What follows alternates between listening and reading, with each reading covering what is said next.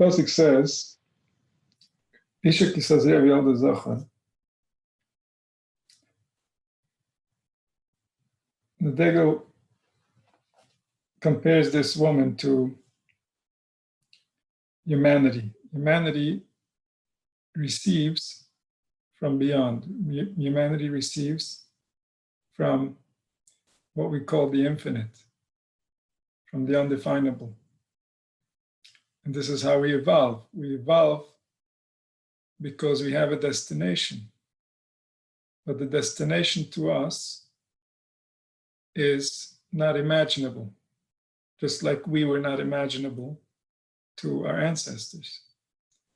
And so we're constantly receiving life, we're receiving intelligence, we're developing, we're evolving into something that has been pre-designed to a very specific format.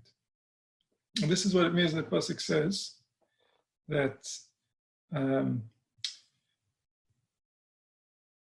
the tachlis, I don't remember the pasuk at the moment, the tachlis comes, soif ma'aseh b'machshavat tchila. That's the pasuk. The end of an action is the original thought.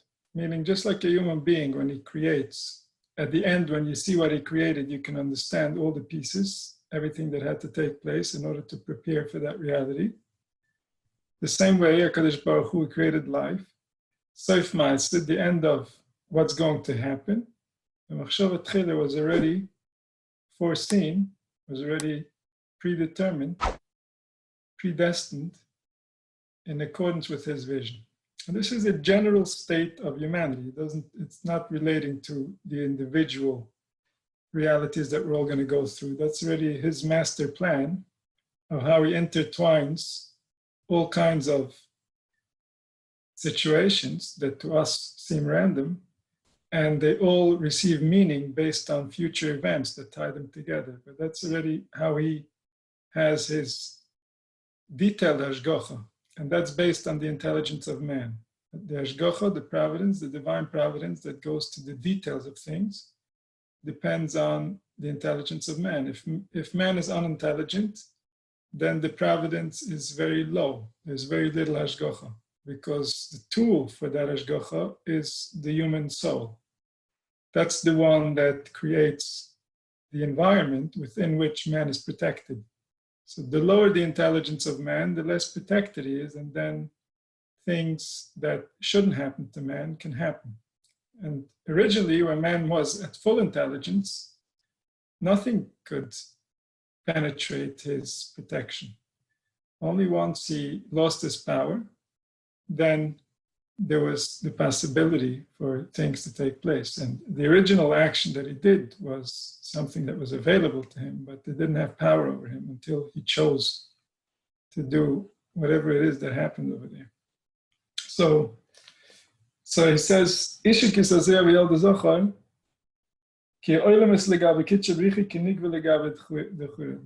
worlds of creation are compared to the infinite like a woman compared to a man. And this relates to the underlying nature of a male and a female. And the underlying nature always gets expressed within the body. And so we see in the creation of life how there is the masculine energy that creates the potential, and then it's the feminine energy that develops the potential and brings it into fruition and creates the actual child and creates life. And so similarly, the infinite, the potential within man, represents the divine, represents the creator. And the feminine, which is our energies, the ones that interpret life, are the ones that develop and bring into fruition in this relationship.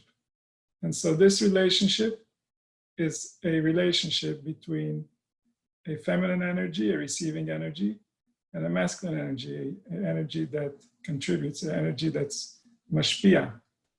And so this is the underlying nature in all of life. This is the underlying nature in all the species of the animals, and even in the plants, that there's male and female, and through them they create further propagation. This is the nature of life. This is how HaKadosh Baruch Hu designed it.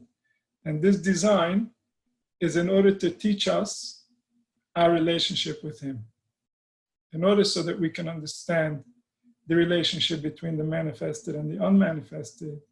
He created within us two different representatives. One is going to represent the one that's unmanifested, that's bringing life into manifestation. And the other one is going to represent the one that receives that potential and develops it and makes it real and makes it happen. And so we were supposed to represent this relationship to each other, because when we do, that's when our imagination will correctly understand the relationship between the divine, the infinite, the one that creates life, and us, creation, the people that were created, the worlds that were created. And so when we understand this correctly, we as the intelligence of the worlds, as the intelligence of the globe and the solar system, when we understand this correctly, we bring light to the entire solar system. Because everything was created so that we can understand. And so just like when our brain understands something, our entire body gets rejuvenated.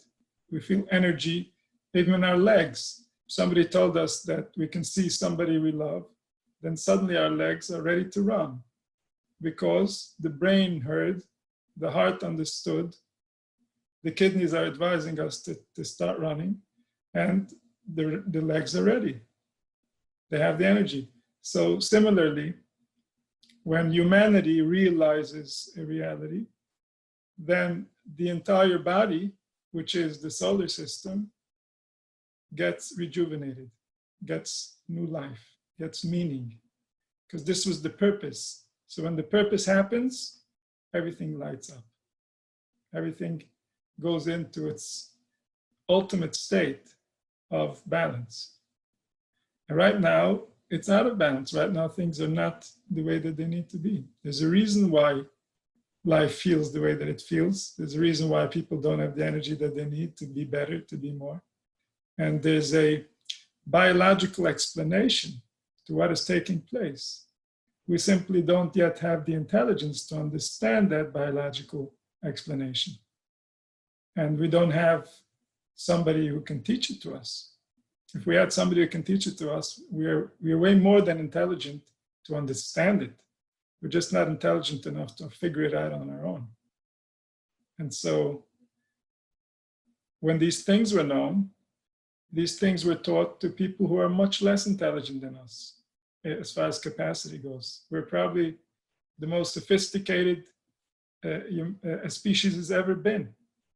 So we deserve to know as much as anything ever knew, but we don't have access to that information because nobody's looking for it. They're too busy making money so that they can buy food. And so we don't know. We don't really know how we work. We don't know what gets offended when our emotions go out of balance, and therefore we don't understand our spirit. We don't understand what drives us. We don't understand what drives the whole machine. So we have to return to the purity of this relationship. This is a relationship that goes back all the way to the Gan Eden, meaning as long as man saw woman and woman saw man in the appropriate fashion, then creation saw the creator and the creator saw creation in the appropriate fashion. As soon as that relationship was not the way that it should be, so then man lost access to God. He lost access to the proper imaginative image. He lost access to the proper divine image that attaches him to the beyond, that gives him access to life. And so the worlds are HaKadosh Baruch Hu, like a nikva legabe l'chira, like a woman towards a man. Lekabel chiyusan HaKadosh Baruch Hu, they need to receive life. And so this is the cycle of life. This is how life is supposed to happen. That life comes through inspiration into to man, and man develops it, and then he makes life out of that. He lives that inspiration. Not he does what he did yesterday and the day before and the day before and the day before and the day before and the day before. That's not Hashem talking. That's the past repeating itself. That's a prison. But he was supposed to receive inspiration from beyond and become more intelligent through that inspiration, to have a real interaction with life, to experience, to realize, so that he can come closer to his essence, so that he can understand himself. So HaKadosh Baruch Hu bechinas dechar lechol ha'olamus, he's like a zocher to all the worlds. Shemashpia lehem chayis v'chesed hanikra dechar. He gives them life, and he gives them kindness. And this is called the zocher. The zocher is supposed to give. And this is why today life is difficult, is because we don't have any zocharim, we don't have any givers. Everybody is a receiver. Everybody is looking to receive. Even if they'll give, they're giving because somehow that's going to cause them to receive. But nobody understands the value of giving simply for the sake of giving.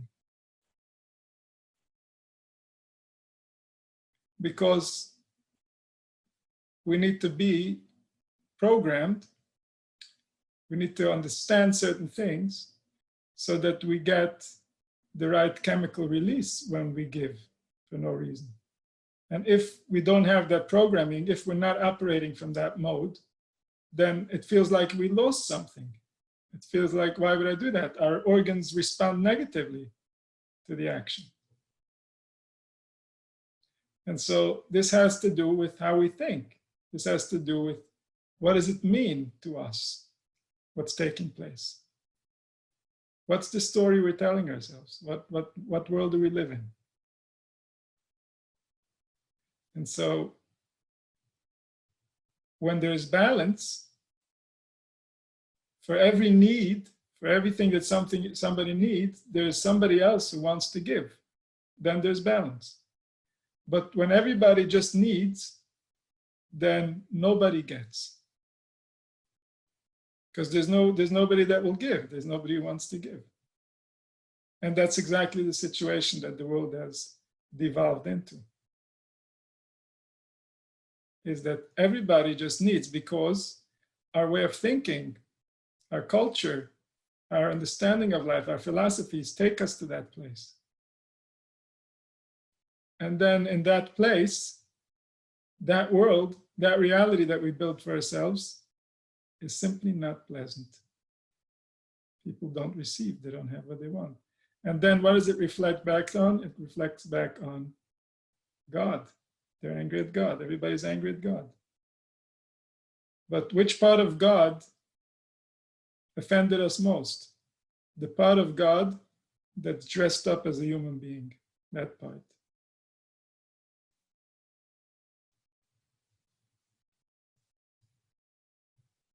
So we have a portion in that part. We are a contributor to that channel. And we want to start representing what we believe. Because when we represent what we believe, we open up that mode in our spirit. And every mode in our spirit comes with an entire reality. It has a whole different world. It has a different sun and a different moon and a different stars. Everything looks different when the mode of our spirit is different. Even our food tastes different. Why? Because there's a shift in our organs. Remember who creates the entire experience. So if there's a shift in the chemicals, there's a shift in our organs. There's a shift in our organs, there's a shift in the entire experience. Everything psychological is biological. I think they have a statement like that out there. And that's something that they've come to realize through neuroscience. But this is something that all the pharaohs even knew. This is ancient.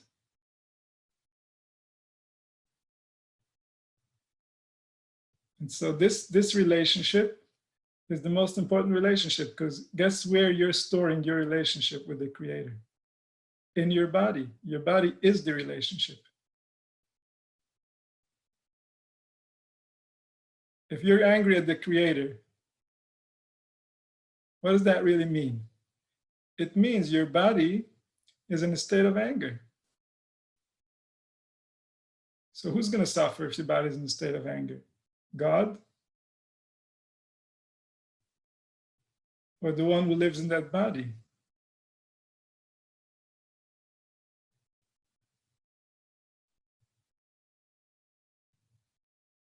And so that's where all the secrets lie. That's the underlying truth, is what's really happening within you, not what are you imagining is happening, but what are you making happen while you're imagining?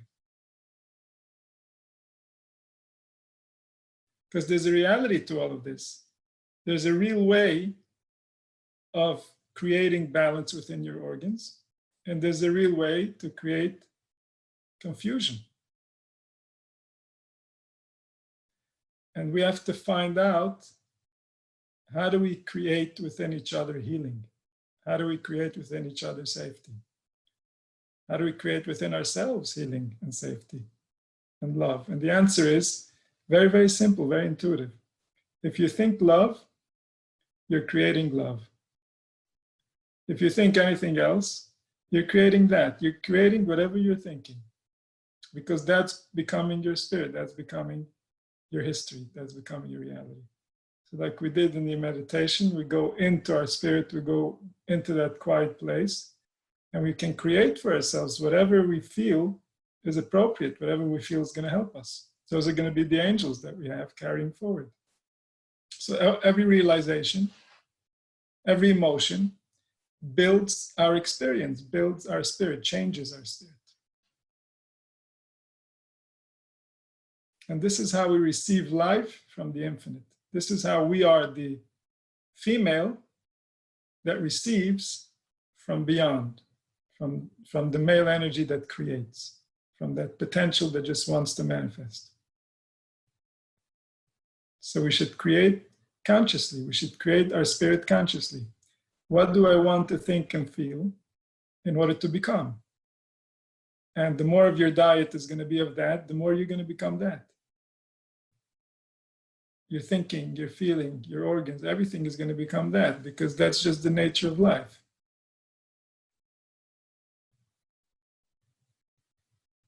You're a growing tree. Every day you're adding branches, you're adding leaves, you're adding fruits. It's all your tree. It doesn't leave when it leaves your attention. It just moves into a different area of the spirit. It moves into the area of the spirit that controls what's going to happen after.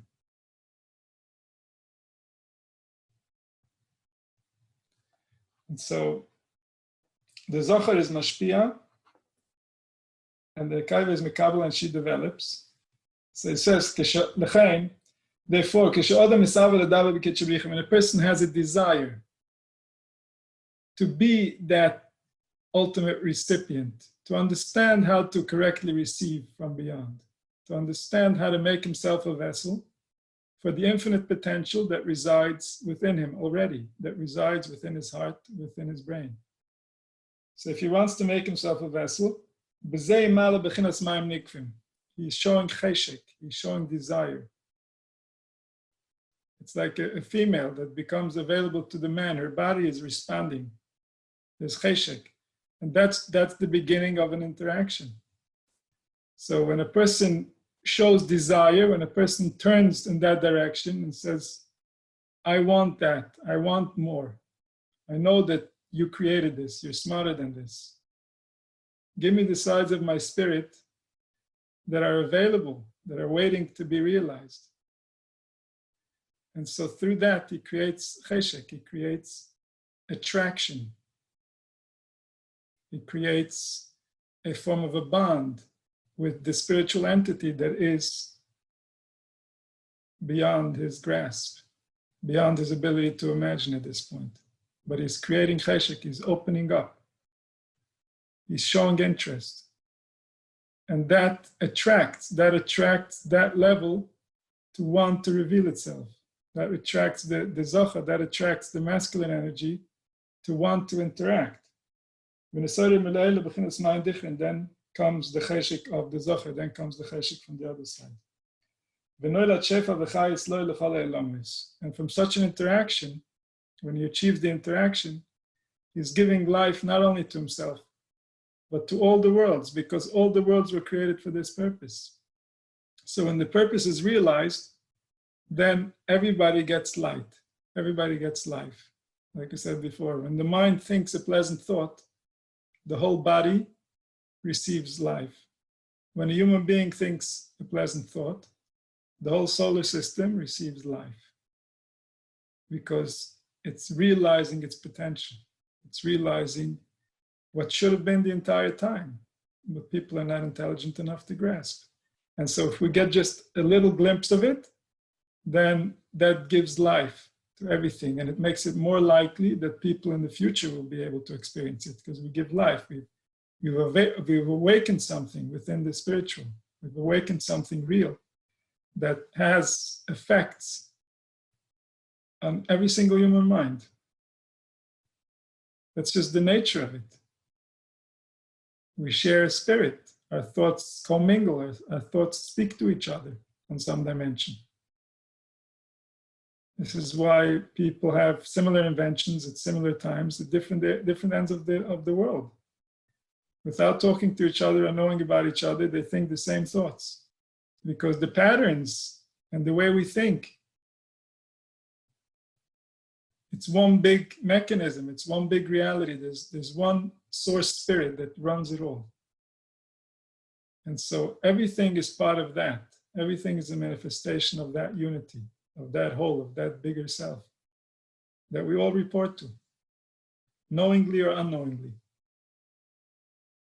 And so we want to tap into that relationship. We want to become aware of our partner. We don't want to be with our partner with blindfolds on. So if we're already receiving, we're receiving because we have, and whatever we have, we received. We couldn't have had it if we didn't receive it.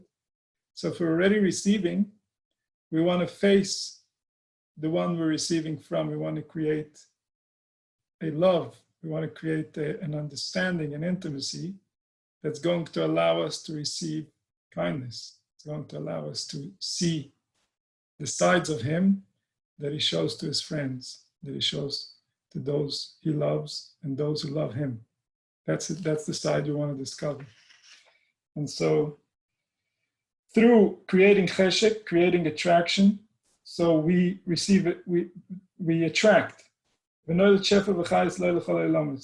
very different than in the physical world. In the physical world, when a woman wants to be attractive, then she hides, then she has to play, because we have all these different norms, societal norms that we have to correspond with. But in the spiritual world, the angels and the forces, the intelligences that created us, they want nothing more than to please us. They have no other agenda. They have no other interests. And so as soon as we show interest, as soon as we show attraction, they jump on it. They want to fulfill it.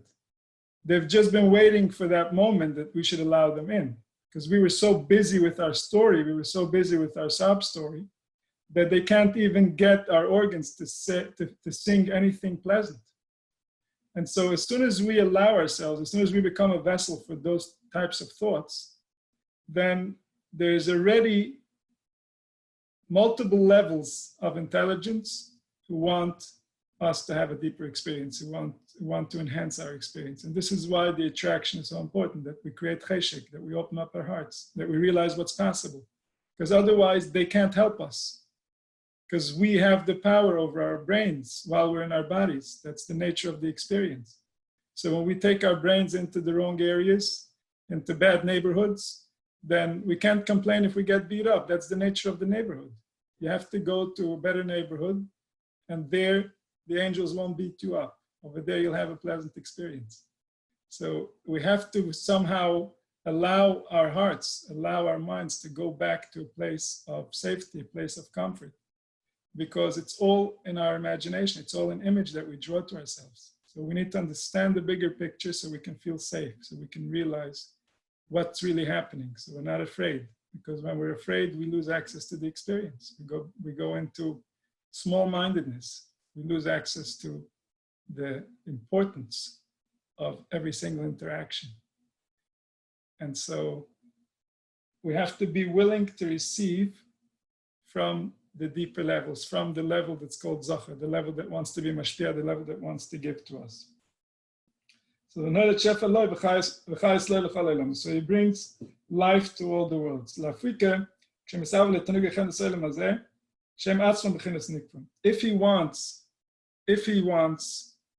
If he has cheshek to his Zachar, to his source, then he brings life to all the worlds, because that intelligence will now come and give him. If he uses his desire for things that are below him, for things that are not meaningful, so then he himself is turning towards Bechinas Nikva. He himself is turning towards feminine energy. He wants to get from the world that can't really fulfill him.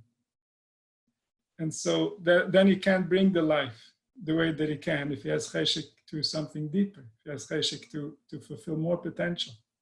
So when it's directed towards the spiritual, then he makes his experience of life deeper. He brings life, he brings purpose into the world. But if it's simply so that he can have a few moments of relief, he doesn't see the bigger picture. So then in that cheshek, he's not turning towards his source.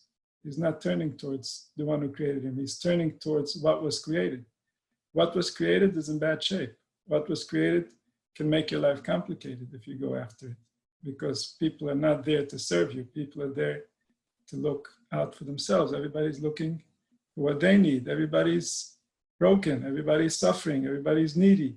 So if you go out there, if your cheshek is to go out there to find relief, so then life can get complicated. Then life can throw obstacles in your way. Everybody needs to receive life from the source. So even when we go out and we look for life, we're also looking to the source, because who created everything that we're looking for? So in reality, we're always looking for the source, but not always do we understand. Not always do you understand the order of things. This is why we make a bracha when we eat, is so that we understand that the pleasure is there to enhance our relationship with source. We shouldn't just use the pleasure to enjoy so that our body enjoys and our mind doesn't understand the significance of that enjoyment, because then it's a wasted opportunity. We don't want to know the source simply through the sufferings that other people created us. We want to know the source by the thoughtfulness and the design that he created within the world, within our creation. So we observe the wonders of our body, we observe the wonders of our mind, we observe the infinite potential of spirit, we observe the food that he created, the tastes that he made for us, the smells, the fragrances, the feels, the touch, all this, not simply so that we can enhance our physical pleasure, but because we want through this to realize the kindness of the Creator. We want through this to realize his vision of who we are. We want to connect to that truth. We want to connect to that reality. Because people have confused our minds. And now we think we are something that we are not. And it's painful to be what we think we are. So we have to go back to being what we really are. We have to figure that out. And so through observing the wisdom within his world, we allow ourselves to rediscover who we are. And this brings us back to him. This gives us access to the energy that he wants to manifest within this world. So it says, when a person wants to take from the world and he comes to a situation where he can't, so then it says, if somebody tries to take from the world, to grab from the world by force, it's only because he's foolish. It's only if he has a rachtus. The spirit, he has a foolish spirit, because if you grab from the world, the little pleasure that you're going to have while you grabbed is going to pass in an instant. And the damage that your spirit has now inflicted upon itself by confusing itself in such a way is going to be carried with you. So it's simply foolish math, because you're not going to create pleasure for yourself. You're going to end up creating pain. So we have to try to design our lives where we can have the pleasure that we need without causing ourselves pain. So when a person takes by force, it's because there's a ruach shtus, because he's misunderstanding life. He loses his seichel, he loses access to his intelligence. When the person is intelligent, when he has access to his neshama, then what does she want? Where's her cheshik? To her source. Her source can fulfill all her desires. Her source will fulfill some of her desires through the physical world, and the rest of her desires through the spiritual world. But her source is the only place, because the source is the source of everything. So we can't run away from him and grab from somewhere else. There is nowhere else. We have to remember that. So we're going with him wherever we go. Whatever we're doing it with him. We're doing it with his world, with the body that he designed, with the food that he created, with the world that is just him, every single molecule of it. So we have to realize that reality in order to gain access to his energy, to the energy that can create in life. If we don't have access to his energy, to the creative energy, then we're copying, then we're doing what other people do. Because we're not creative, we don't know. We don't have access to intelligence of our own. So how are we going to interact? What are we going to do? We'll repeat from one to the other, and from the other to the next. We'll read here and say there, and we'll listen here and write there, and then we keep carrying mail for everybody else, but we don't have access to the original intelligence. We don't have access to our own side of the story, to the creativity that comes from the infinite potential that created us and created all the people before us and will create all the people after us. He knows how to create. So when we go to him, then there's no limit to what we can receive. Nobody knows. Nobody knows how good it can feel to be in a body. Nobody knows. We know that there are various different levels of enjoyment within a body. We know that just simply from being ourselves. But what are the limits? The limits of pain, I think people over the last couple of thousand years have tried to figure out. But it's not even describable. We don't know. Our imagination draws a blank. But there are realities to these things. There are realities about, even right now, as we are, the conditions that we created within our organs due to the lifestyle that we live, and what could have been different or what should have been different. There are people who would understand these things at some point. And so all this relates to receiving from the infinite potential, from the beyond. That's called the Yisoid, the Tzaddik Yisoid Olam, that's mashpia to the world. That's Kaviyachal HaKadosh Baruch Hu, that's mashpia into the world. There's mashpia intelligence into humanity so that they can think a way out of their obstacles. So from him we want to receive, and only from him. When we face an obstacle, we don't look at our past and say, oh, I never faced this obstacle before, so I don't have an answer to it. We look to the infinite intelligence of life to come up with a solution, a one-of-a-kind solution, a solution that has nothing to do with the past or with the future. It has specifically to do with the situation at hand. So this intelligence is infinite. There are no limits. The more humanity will develop, the more they will have access to this intelligence, and they'll be able to use it for their own purposes, because this is what it was created for. It's only now that we've turned against each other that we're not allowed to be selfish, but in reality, we are all the same being. Selfish is being for the unity, if we understood ourselves correctly. It's just when our imagination cuts us off from the rest of reality, and we think that we're some separate entity because we imagine on our own, and therefore we don't notice that we breathe the same air as everybody, we eat the same food as everybody, we have the same needs, we live on the same planet. We're one being, essentially.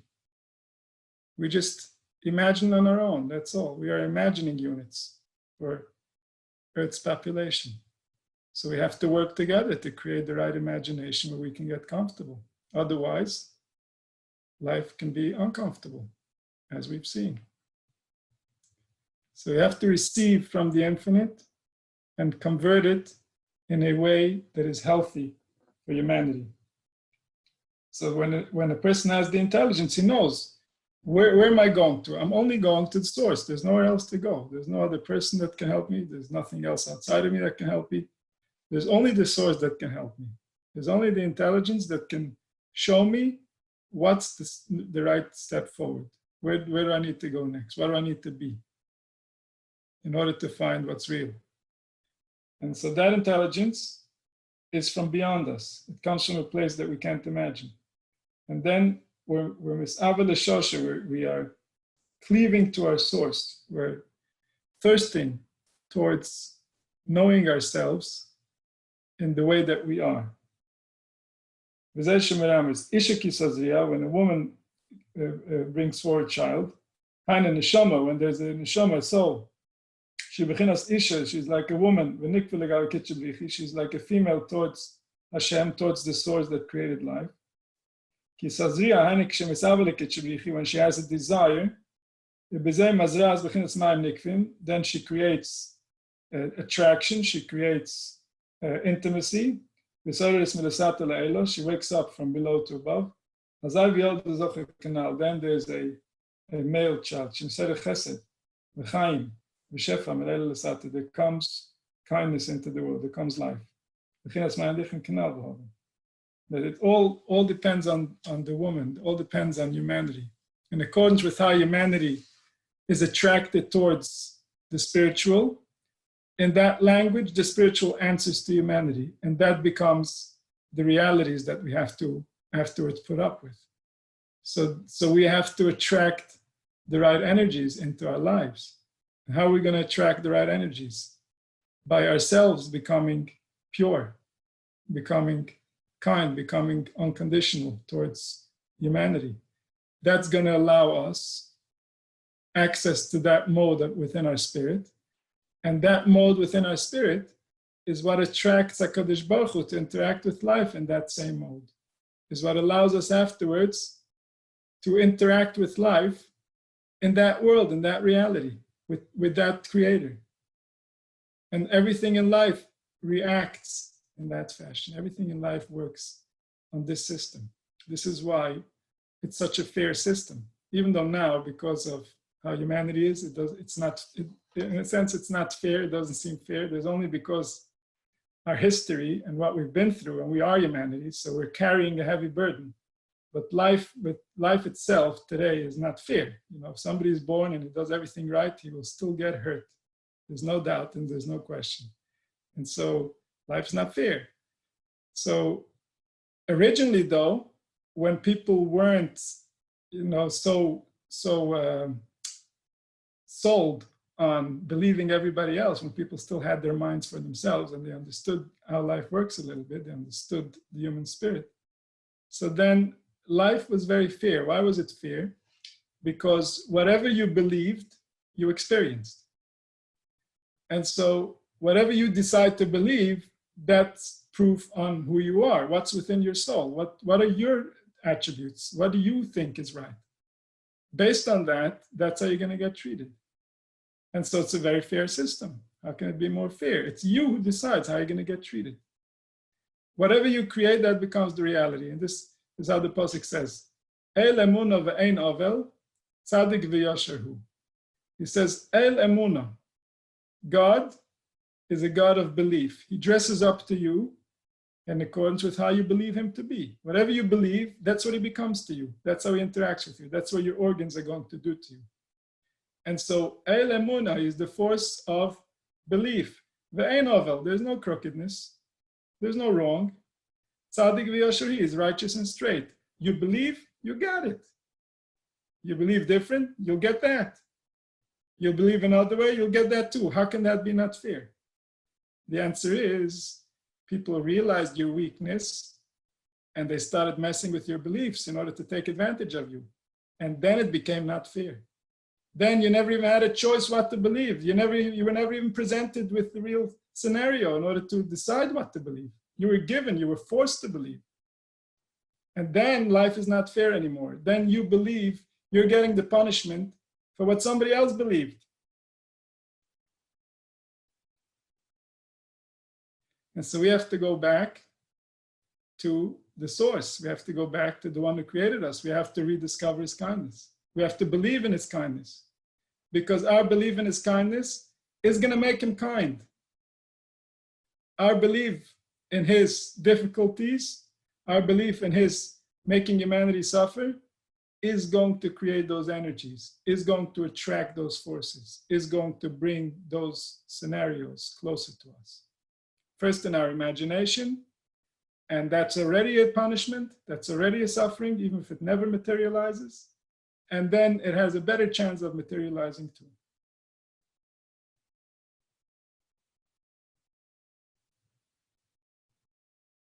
So for humanity to heal, if we're going to force each other what to believe, the least we can do is force each other to believe good things, force each other to believe in the kindness of God, force each other to believe in the potential and the sacredness of humanity. Because this is our existence we're talking about. This is our everything. This is the one thing that we can't be lenient on. We can't give it away. It's not even our choice. It's our duty. It's everything. What we believe is everything. It's our this world, and it's even more our world to come, if we can even understand what that means.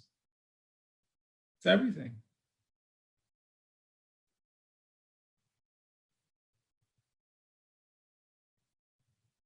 So where will we find this kindness? In the things that he created. Look at what he created. Look at his handiwork. They're witness. The heaven and the earth are witness to the one who created them. They're the ones who remember his kindness. They're the ones who can show us his glory.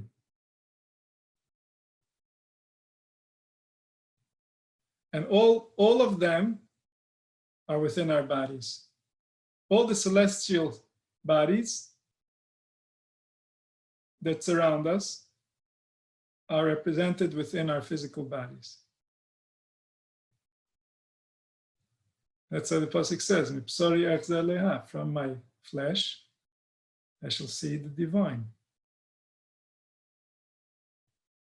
The organs, your organs, are the divine forces keeping you in line. Those are the ones that Hashem sent as guardians of you, to give you power and to take your power away if you're not intelligent, if you don't use your power intelligently, if you cause damage to humanity. And so they go with you wherever you go. They follow you everywhere. And they respond to everything. And they're always listening. And they know what you think. And they respond accordingly. And all that's just nature. Hashem didn't want to bother himself. He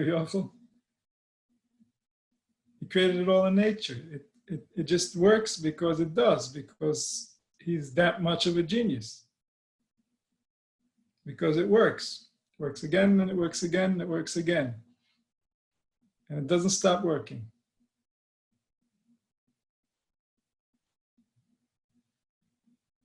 Netzach Yisrael lo yishaker. The future of humanity is guaranteed. Because the one who designed it made sure of such.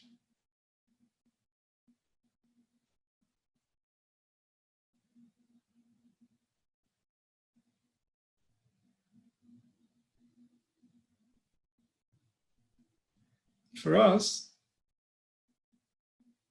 we want to learn how to receive in the present in a way that can assist in the future. For ourselves, for the people around us, for everyone. Do it for the sun, for the moon. Do it for the planet.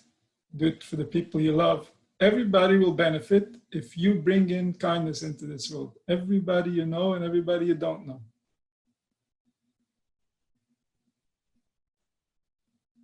The world is starving.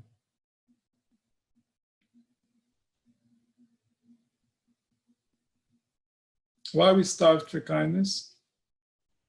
Because at some point in history, people made other people believe that human pleasure is ugly, that it's shameful, so that they can control them, so that they can be easily controlled, so that they have a small desire for life. And this belief caused humanity to look at human pleasure as a weakness, as if a person who's craving pleasure is doing something wrong. There's something wrong with him. And this is against nature. Nature is the one that decided that we require pleasure. This is part of our design. This is how we're designed to be. And so this war on nature resulted in people being ashamed and not having their needs met. People would no longer offer them. People no longer understand the importance of having human needs met, to have what we need so that we can have balance, so that our organs are in the appropriate balance. And so as this became the norm, as this became reality, humanity descended into a relationship with itself and the world that had a certain level of hostility in it, that had a certain anger, that had a certain frustration hidden within. And so this is why Edom, this is why Rome is called the middle of Esav, it's called the Malach HaMavet, the angel of death. The angel of death, because human pleasure is a form of food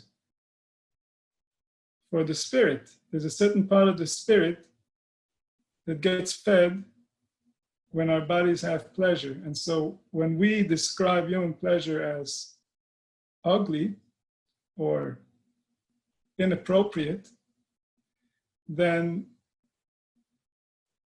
we're killing a certain part of ourselves. We're killing a certain side of the human spirit, a very important part of the human spirit. In fact, in the Torah, the first mitzvah that Kadosh Baruch Hu gave to Adam Harishon, not just to Klal Yisrael, to every human being, is Pruirvu. You should have children, you should multiply, you should be fruitful. This is how I created you. This is the only way you will find balance. This is the only way your organs are ever going to feel healthy, is if you're going to interact with another human being in a loving fashion. And your spirit is going to receive life from that interaction. And by creating an image of this being something dirty or something undesired or something that's not spiritual, humanity lost access to balance.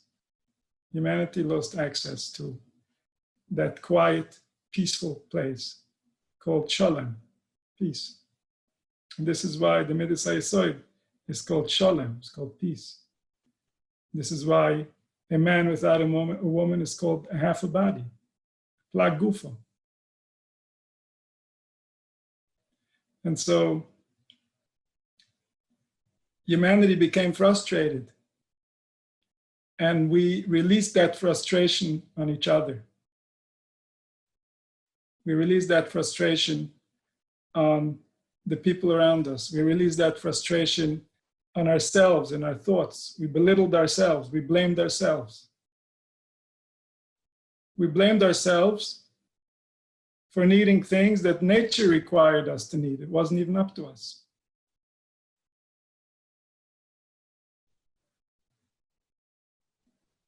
And so we have to be mature enough to be able to see life for what it is, to understand the underlying realities that create our experience, and not be fooled by what's believed on the street, or by what's presented in media, or by what's normal, or by what surveys would tell us, because all these things are very distant from reality. They've been distorted over thousands of years by some very sinister people, by some people who had extremely, extremely dangerous views. Views that allowed them to create pain for masses and masses and masses of people, for millions of people, and they had no trouble with it. They slept at night just fine. Many of the beliefs that we carry today as humanity were created by people who couldn't care less about humanity, who cared only about their own power, who cared only about what's good for them as an individual. And we need to understand that, because life is bigger than us. Reality is more important than what we think. Reality is more important than what anybody thinks, than what all of us think together.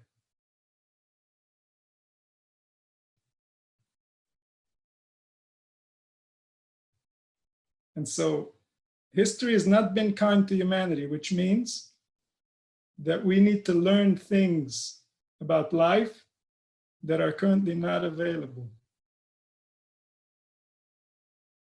And that's because over history, over thousands of years of people trying to have power and control others, some of them even had good intentions. Some of them most certainly didn't. But nevertheless, we inherited a reality that we don't fully understand. And that's very dangerous. It's a very big deal. It's as big as life itself. And we owe it to ourselves, we owe it to our children, to try and understand what is real in all of this. What is the truth? How did we get here? How did it go from a family of Noach, a father and 3 children, to billions of people and as many or more opinions about what it means and what we're supposed to do? How did it go so wrong?